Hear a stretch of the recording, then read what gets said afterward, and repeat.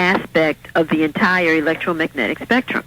Versus those with a whole lot of melanin, right, they can actually grasp the entire electromagnetic, right. Which is why, for example, the Dogons, who are jet black, were able to draw on their garments, their clothing, in ceremonial areas of the commune star map, because they were able to pick up the long-range radio waves that were emitted from these stars.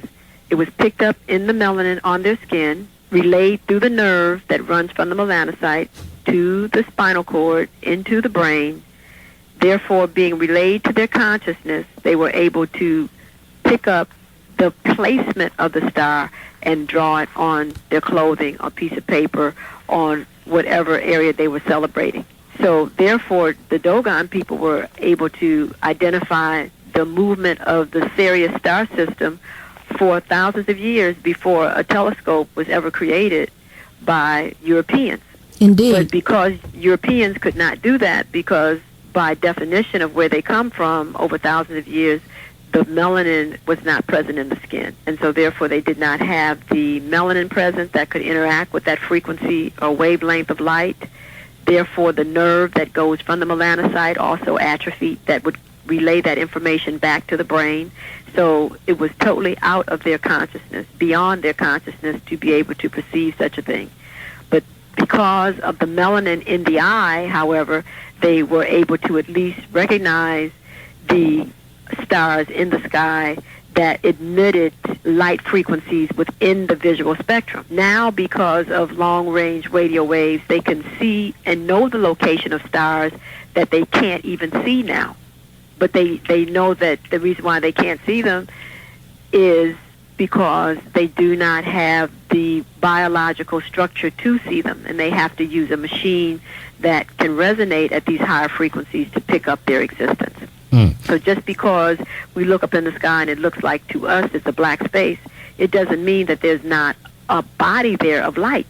But if that body of light is at a frequency higher than what your nervous system can interact with, can perceive, to you, you don't see anything. Dr. Pookrum, isn't the matter that space is made up of, isn't that also melanin? Before you answer that, of course, because everything is light. Everything is energy. Everything is light.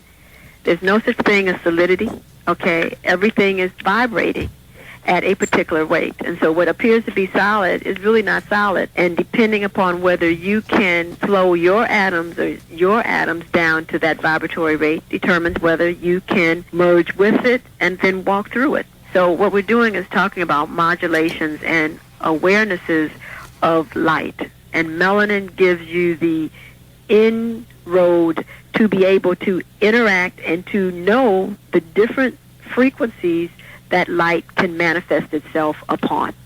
Let me let you know that you are listening to Black Talk Radio. It is just a little after 7 o'clock, and this is WMBR Cambridge 88.1 FM.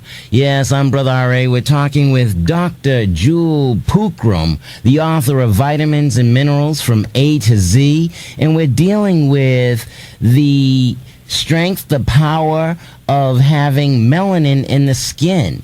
And the pineal gland, if you will, being the modulator receptor of being able to deal with all of the electromagnetic frequencies that are out there in the universe. Is that a correct assessment? Yeah, that's correct.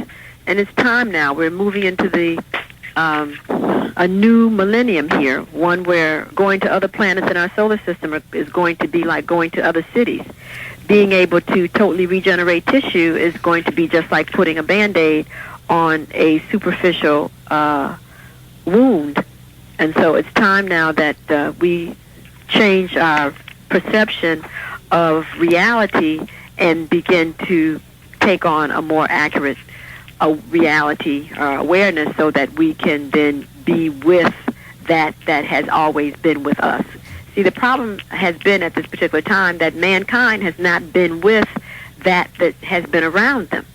So they have seen things as being out of their reach, something that's either taboo or something that they could never ever merge with.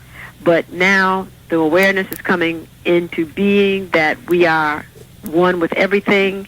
As you know, they have just almost identified completely the human genome and have now been able to identify that the chemistry that makes a human being is no different than the chemistry that makes a squirrel. The arrangement, however, of the what they call nucleotide bases that compose the DNA is just arranged differently, and the amounts vary. That's the only difference between a squirrel and I. But the actual chemicals are there in me, as is a squirrel. So when you truly understand that, then that gives you literally an awareness. And if you gave yourself permission, that you could be obviously communicate with these things, talk to them, etc. And when we now look at the cartoons that are being created for the children are already going to outer space just with the use of their bodies. They're already talking with all the animals. They're able to actually descend into the earth and go into the very core of the earth and interact with matter there. So it's very important now for all of us to really release the perceptions that there are limitations put upon us on this planet, because there really are none. The planet is really a massive exemplification of who you are. So our melanin being black, our first cousins being green. When you look at a tomato, the lycopene, it's a form of melanin. That's the name of the pigment.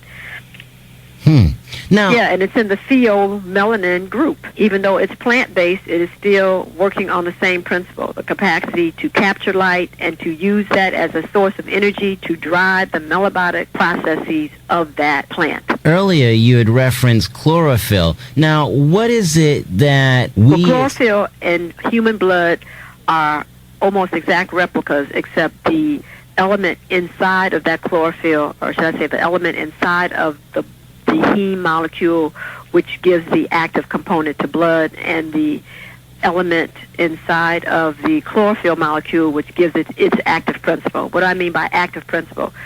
The core atom that is interacting with the environment. So magnesium is in the chlorophyll and iron is in the heme molecule. So without iron inside of your blood, you will not interact with oxygen in the air, which means that your tissues will not be able to go through a combusting metabolic process. They will not be able to generate heat so that the reactions occur. They won't be able to release waste. And literally, we call that death. So Death only from the sense that the metabolic processes that drive light into movement have ceased. See, because there literally is no death, because energy cannot be created or destroyed. But the key is, can you keep the energy moving? So it's no different from a person that has blocked arteries. They can't keep the energy moving because the pathway that it moves through is become blocked. okay. So what I want to try to get from you, Dr. Pookrum, is, okay, we have this melanin, and we live in this media-saturated society. It tells us to eat it, Mickey D's, Wendy's, Burger King, eat this kind of defunct food. But And what it causes a problem. That's why we see people who are losing their melanin. I see people every day, and it looks like somebody threw scalding water on them, and they actually have looks like they have little teeny scars left where the melanin died. And so we see this where they have all these little white dots or pale dots where the melanin, the melanocytes themselves that make the melanin are dying. And we notice that when you begin to lose melanin, you have a failure in your immune system. So that's one of the reasons now that everybody is so afraid of all the bacteria. Bacteria have always been here. But they've never been a threat to us because our immune system handled it when they came into our environment known as our human body. But now with eating artificial foods, eating foods that have substances in them that were never to be eaten, that have now actually altered and totally captivated the cell that contains melanin, when melanin interacts with many of these substances, it actually loses its capacity to cycle the light, cycle the energy, and to maintain the energy within that cycle, and so therefore the energy is squandered and lost, and the metabolic reaction doesn't occur. So what is it that we who live in this society, if we're losing our melanin, how can we replenish it? What should we eat? What kind of diet should we maintain? Should we stay out in the sun? Individuals who are melanin dominant must have, first of all, sunlight. That's a big problem.